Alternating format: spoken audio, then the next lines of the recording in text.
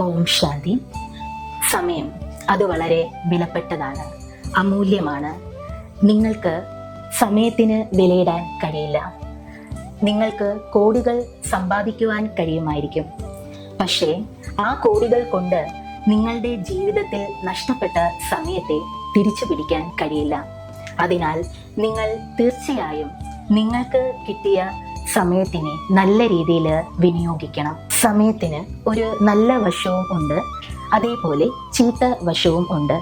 ചീത്ത വശം ഇതാണ്: നമ്മൾ വേണ്ട വിധം സമയത്തെ വിനിയോഗിച്ചില്ല എങ്കിൽ അത് കഴിഞ്ഞു പോകും. പിന്നെ അതിലേക്ക് മടങ്ങിച്ചെന്ന് ആ കാര്യം പൂർത്തീകരിക്കുവാൻ കഴിയുകയില്ല. നല്ല വശം ഇതാണ്: നമ്മുടെ കയ്യിലുള്ള സമയത്തെ എങ്ങനെ വിനിയോഗിക്കണം എന്ന് നമുക്ക് തന്നെ തീരുമാനിക്കാൻ കഴിയും. ഈ ലോകത്തിൽ എല്ലാ മനുഷ്യർക്കും 24 മണിക്കൂർ മാത്രമേ ഉള്ളൂ. അത് പണക്കാരനായാലും പാവപ്പെട്ടവനായാലും.